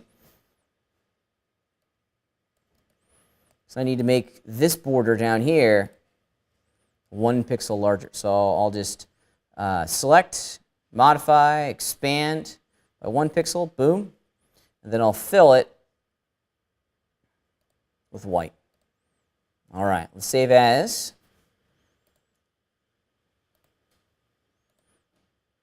I'll replace the image. Go back into Modo, I'll update it, problem solved.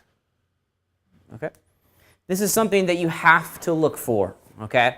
You can't assume that what you see in Photoshop is going to be mapped onto your model correctly. If you use the Surface ID pass as I've instructed you towards, at times you'll get openings, 1 pixel openings between all of your masks. By expanding them by 1 pixel, you'll close the seams, okay? Start programming your eyeballs to look for these seams and openings. They'll either show up as white or black on your file. Let's go put my AO pass back on and see what we get, because I think you're going to discover pretty quickly that we've solved one problem, but we've also created another. So without the AO pass, things are looking good, right? Rock and roll. Just put it back on there. Let's replace the file that I currently have mapped to my barrel in Modo. I'll update it. Boom, those black lines have returned. Ah.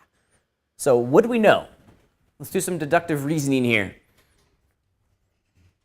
What layer in our Photoshop document is causing the problem? Huh? The AO pass. So we need to do some corrections on that. And specifically, we need to go in and eliminate the black background on that AO pass. Okay? And I need to do it quickly. And I don't want to mess around with all the crazy selections that we're working with over in the Surface ID, right? Thus enter the role of our third and final render output that we're going to bake today, the alpha output. This is one of the default render outputs that comes with every single Modo scene. I've deleted mine already, so I'm going to go Add Layer, Special, Render Output, and I'm going to change its effect by just clicking on it and choose Alpha. All right, and let's just go through the exact same baking process. Just make sure that my item is selected, its corresponding UV map is selected, Render, Bake to Render Outputs, and the Alpha will take all of about 2 seconds. Now, if this is what's happening, and if you're saying, Pat, I thought you were baking your Alpha, not your AO, I'm going to tell you, well, actually, you are baking your AO. You're baking everything that's currently residing inside your shader tree. Under this output section, check it out. Here's the alpha. It's actually doing both at the exact same time. There it is. There's my alpha.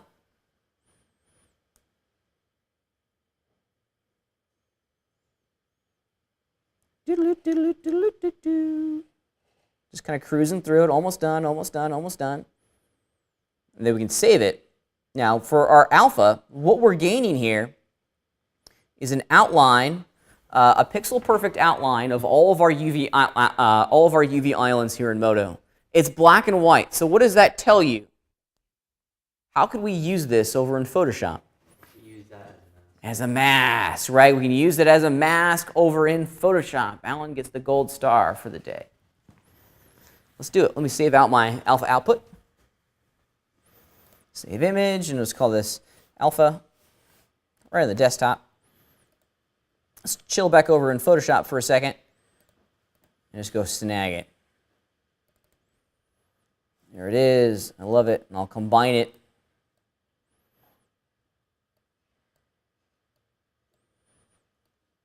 Just place it in there. I'm done with it. Let me make my texture document full screen.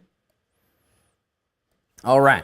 Now, how are we going to use this? Well, there's a number of different ways that we can use this alpha output. Let me show you some options that we have at our disposal. Okay?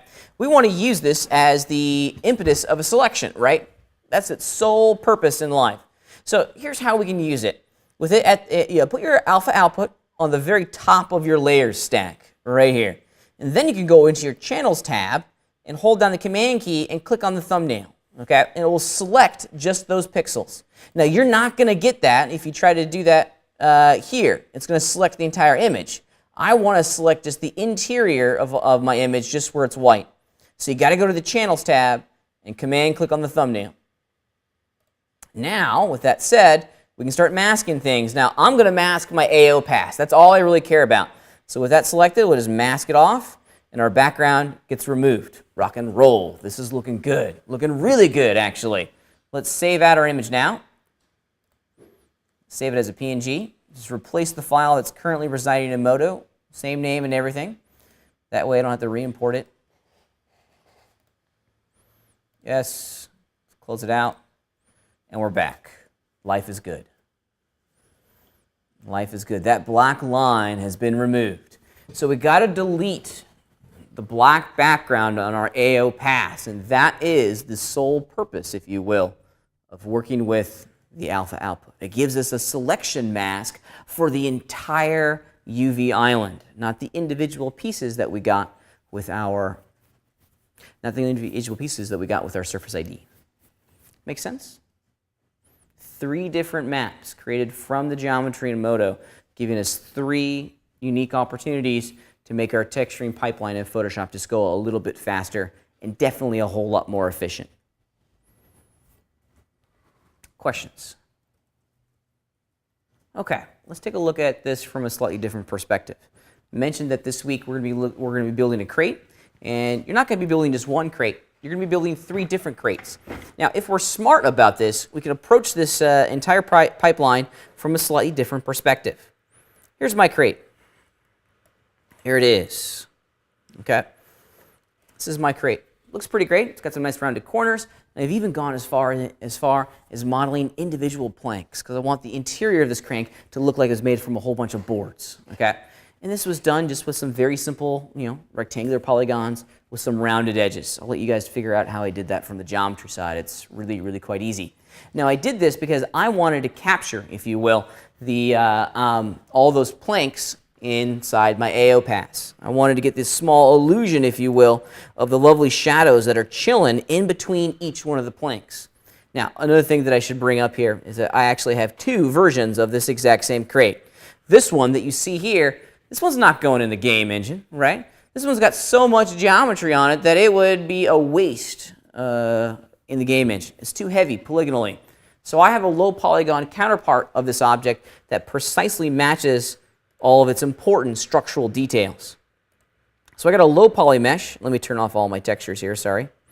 So this is my low poly mesh. This is the one that's physically going into the game. Very, very basic. If this takes you more than 2 minutes to make a crate, we have larger issues at hand. Okay, this is just a unit primitive square that I beveled each side at the exact same time with group polygons turned off. It's great. 2 bevels and I'm done. Okay, absolutely fantastic.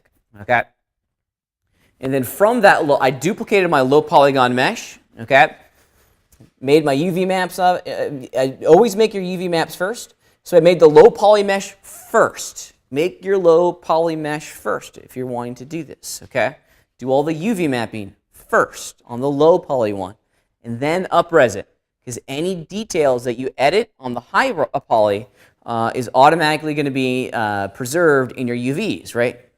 It's critical, if not the most important thing, that the relative position of all of our UV islands be identical to each other, okay?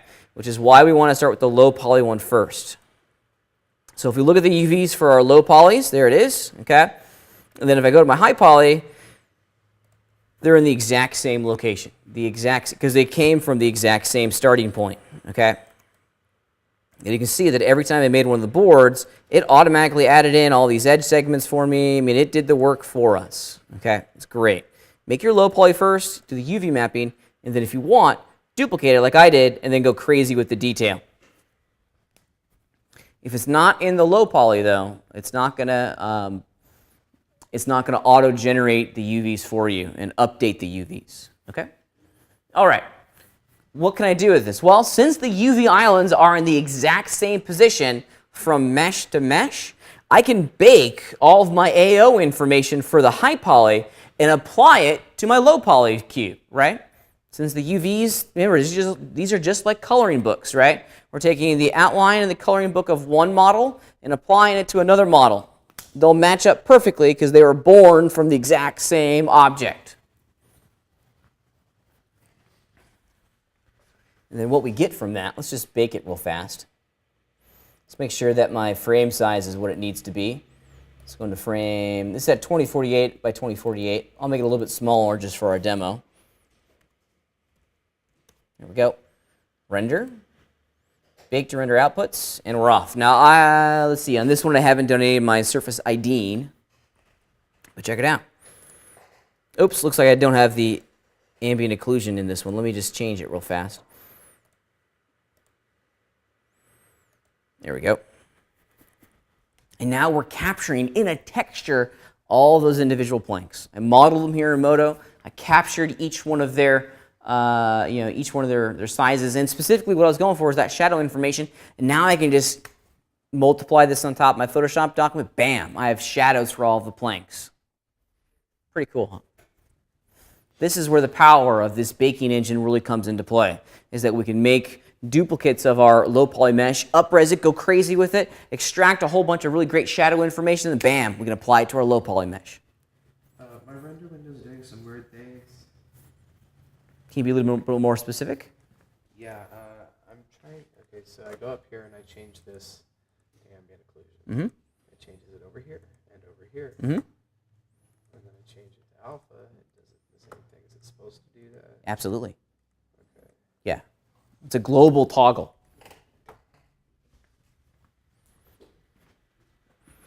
Okay. Let me just open up my Photoshop document that I used for my little crate here, just to give you a really good idea as to what you can do and should be looking to do with this whole baking system. Here's my texture, and then let's do the Photoshop document. It's a big file, so it may take a megabytes. When you start getting into some really deep photoshopping, if you will, your file size is going to balloon. It's going to get quite large, which is why we don't want to ever try to apply a Photoshop document to our model inside of Modo. PNGs or flattened images are definitely the way to go. Check it out. If I was to just deactivate the visibility of my ambient occlusion map, I've gone in and very laboriously created individual planks through the process that we were describing before. But the shadow information, without the ambient occlusion map on there, it looks very basic, very dull, very blah, blah, boring, right? The moment I turn on my AO pass that was created from my high poly mesh, things start to look a little bit more real. They start to pop, okay? And we're getting that subtle indication of the gaps between the boards. I love it. Really cool.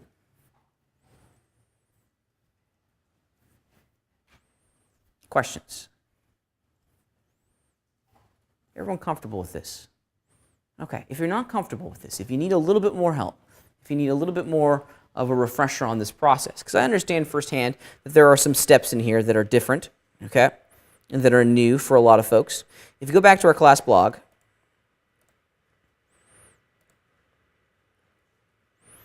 all right, oops, I don't need Chrome open at the moment.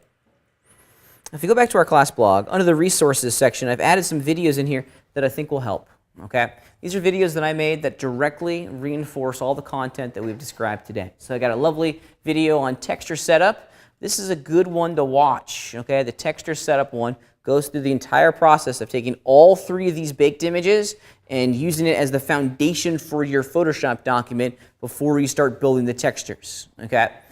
I always do almost all of my baking first. Then I start adding all the details in, okay? So check that one out. Alpha passes, surface ID, and ambient occlusion.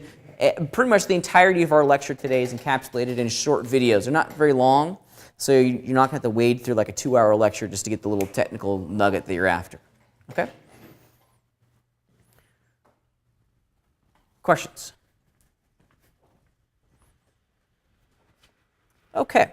So let's just kind of jump into our lab. We've got about an hour left in class, so we have plenty of time to start working on our lab assignment. Let's go over our homework and lab work before we kind of break and start getting together and working on our stuff for this afternoon. So homework, due next week. Due next week, worth 50 points. You're going to be making 3 separate crates, okay? Now, these don't necessarily have to be wooden crates, okay? These can be any types of crates that you want. So think creatively about this. There are a lot of different options out there. I've given you some samples down here at the bottom that illustrate some of the directions that people have gone towards with this project in the past. But 3 different crates, okay? 3 different crates.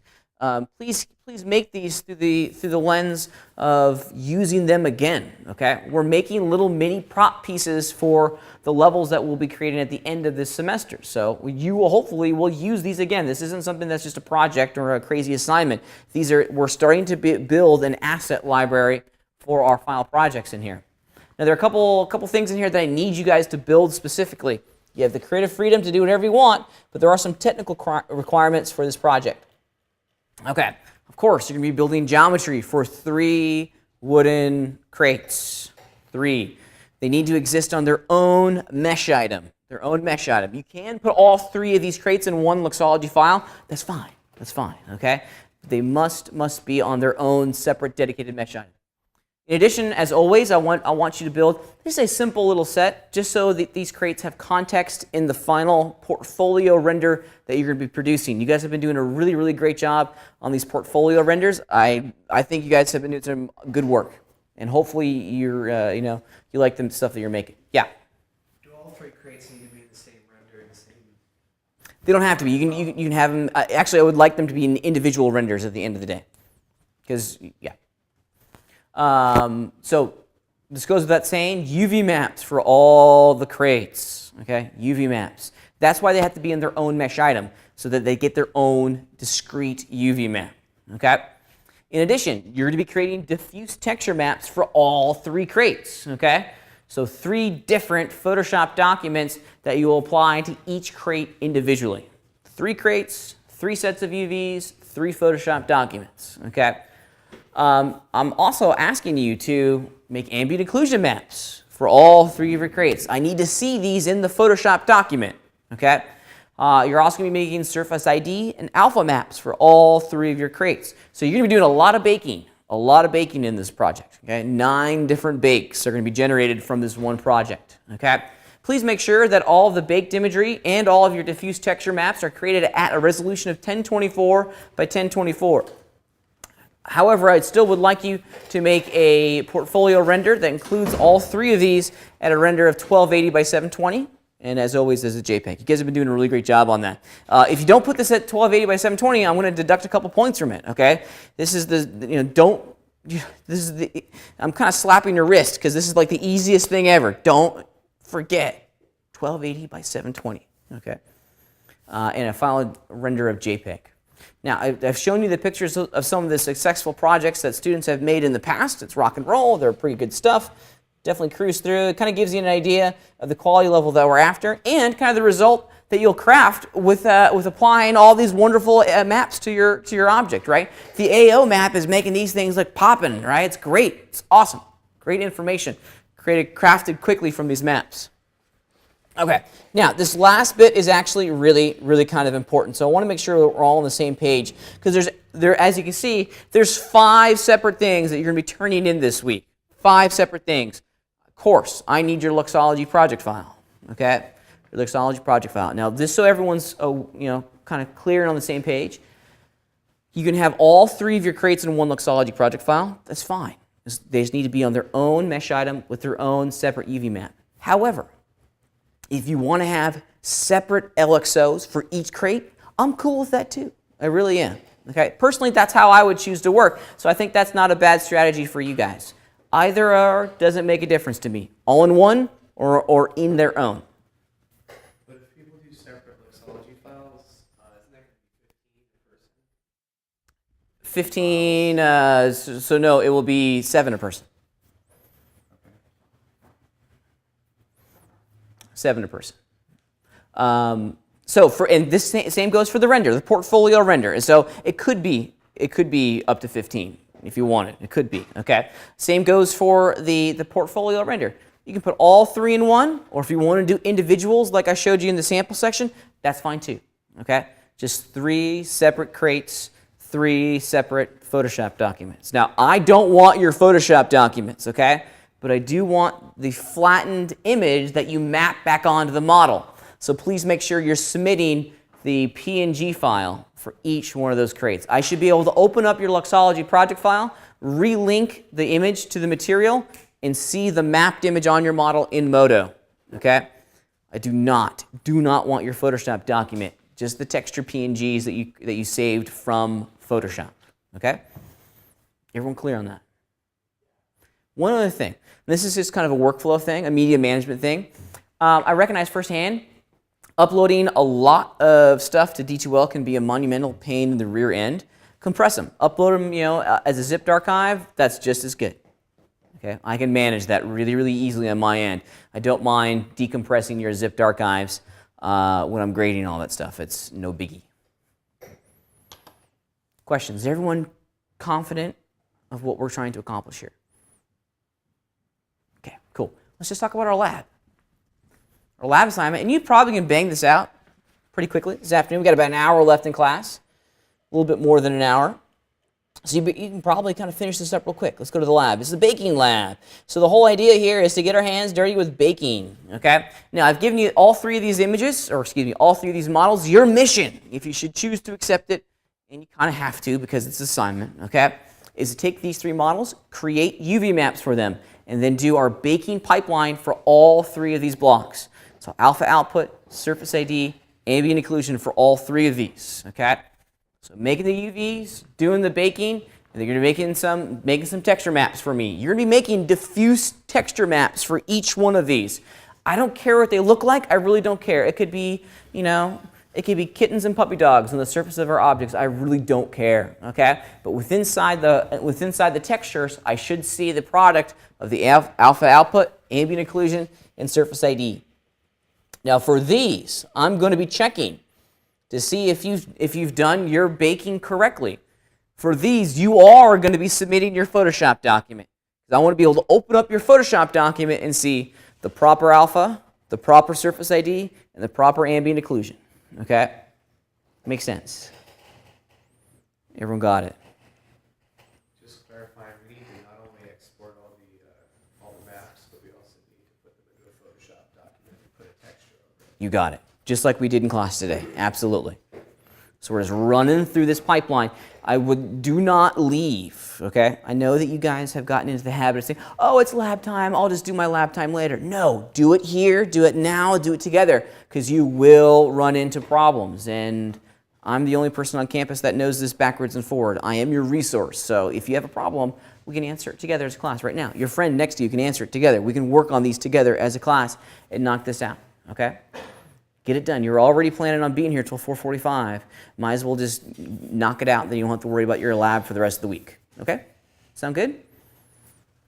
Let's get to work.